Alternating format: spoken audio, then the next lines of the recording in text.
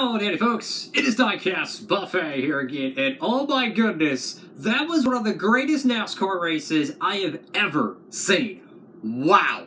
Atlanta Super Speedway racing. Just when you thought we've seen it all. We've had Dirt Bristol, we've had racing at the LA Coliseum. This might be one of the greatest races I have ever seen. Holy cow, I think they hit a grand slam, fellas. I am just floored with the action.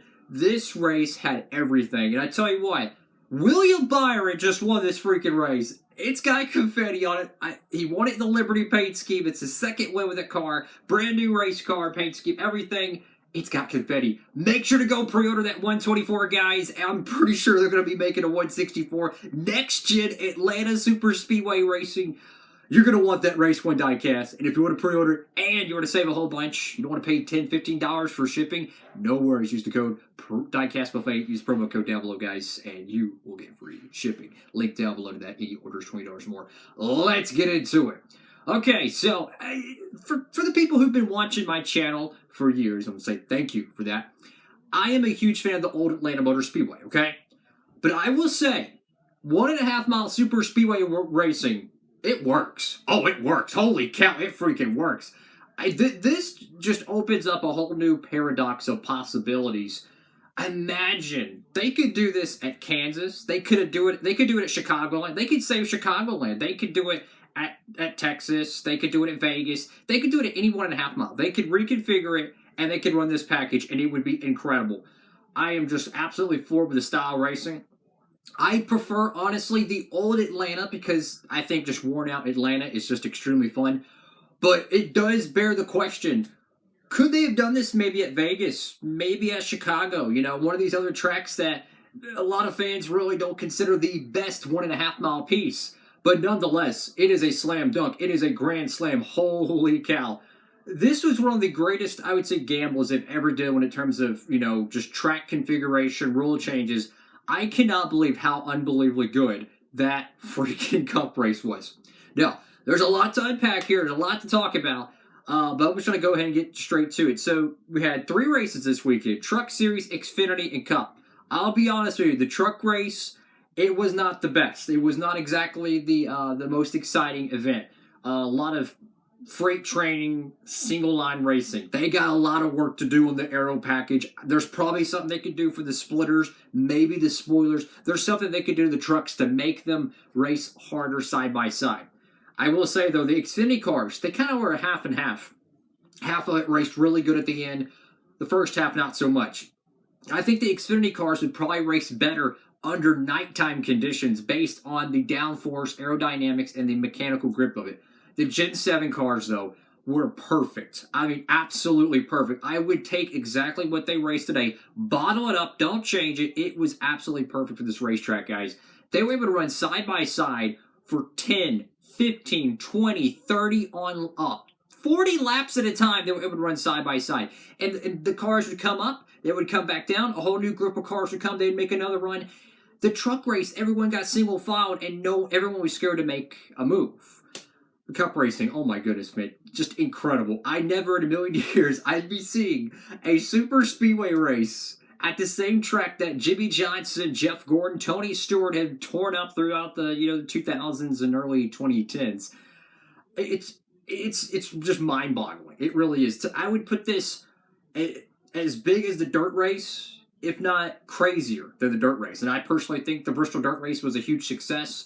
And this might have been the best success they've done in recent years. I tell you, it is incredible. People thought the Roval was a crazy idea for the Charlotte Motor Speedway. This one is, I mean, put this way, I would not be surprised one bit within the next 5 years we have another mini super speedway at one of the other 1.5 mile tracks because this will put butts in seats. Just put it that way. The racing was absolutely incredible, guys.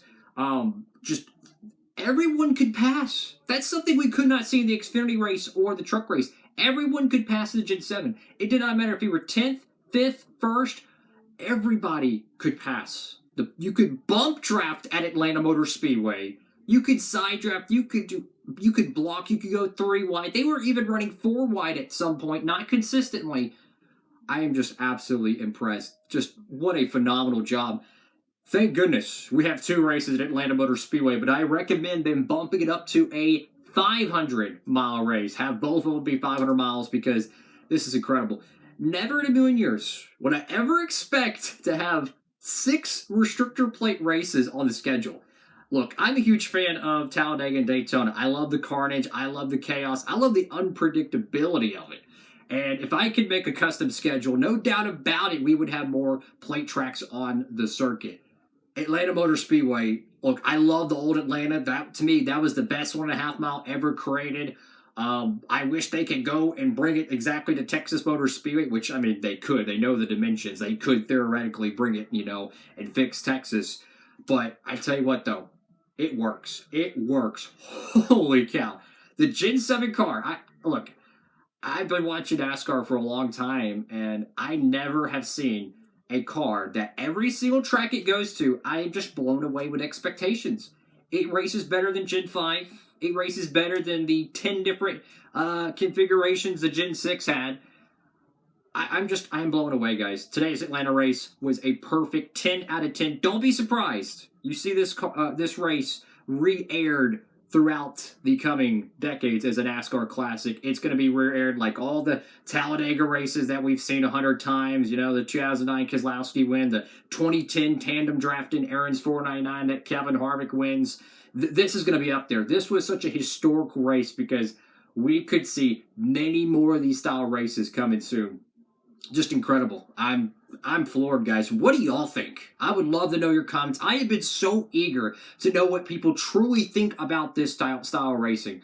I know a lot of people, they're not a fan of the pack racing, but to me, I loved it. 10 out of 10. I mean, it's hard to get a 10 out of 10 race. This is one of the greatest ones I've ever watched, and that is truth be told. I know Chase didn't win it. I would love to see him win it, but I mean, I was rooting for Chastain at the end. I would have thought that would have, the race is already crazy enough. Let's just have Chastain win it. Why not? Let's get the Melon Man in victory lane. My goodness, man. Gen 7 is just, it is unbelievable. And I can say honestly that Gen 7 is a massive success so far. We still have Pocono, Michigan, Richmond. They still have some tracks. I have some questions. We haven't even ran a road course yet, right? How is that car going to handle there? But so far, it is a slam dunk, grand slam, no doubt about it. This is what the fans have been dying for. I mean, this is what fans have been absolutely, like myself, been just pretty much just preaching about. This is what we want. A car that's hard to drive, passing, hard racing. This was a demolition derby, start to finish, and it had so much intense racing. Anyone could have won this event. I picked Logano. And he was crashed out, and then he came back, and then he didn't win it. It was just, crazy. Look at Chastain. He blew it tired. That thing would have been...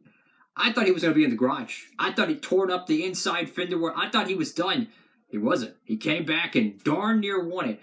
And Trackhouse Racing, man. Holy cow. You want to talk about two cats who could probably point their way into the playoffs? Holy cow. Suarez and Chastain, they got arguably the most consistent Chevrolets out there in terms of raw speed. But William Byron gets his 3rd win. Hendrick Motorsports, Larson, Bowman, and Byron all get wins. Chase Elliott, I think he's going to have a pretty good shot heading out to Austin, Texas next. So hopefully the number 9 will be number 1.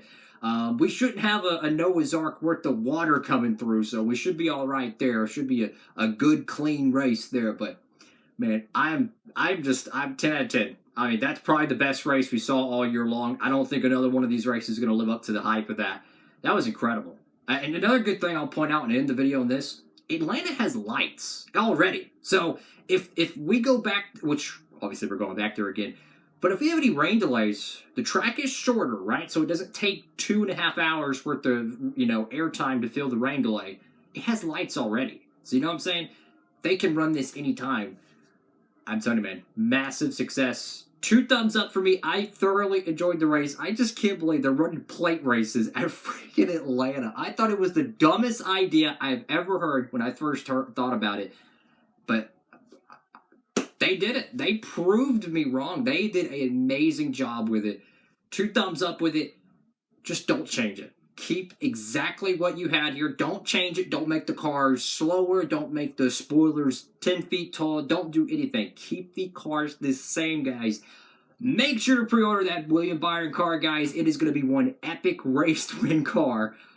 I feel like a lot of people are going to be making raced versions from this race because I think everyone's driver got some damage in it. You know what I'm saying? So there's going to be a lot of cool customs from that. But wow, man, what a freaking race. We're moving over to Dakota. Hopefully Chase Elliott can get it done, making a perfect 4 for Hendrick Motorsports. But, I mean, this season has been incredible, guys. Thank you all so much for watching the video. Make sure to give it a huge thumbs up, like, comment, and subscribe. I can't wait for another Atlanta race. And I tell you the truth, if they would have brought this, if they would have done this to the Texas track, I'd have been perfectly okay with it because this racing is just unbelievably awesome. I love it. Have a great one, everybody. Diecast Buffet. Sign it off.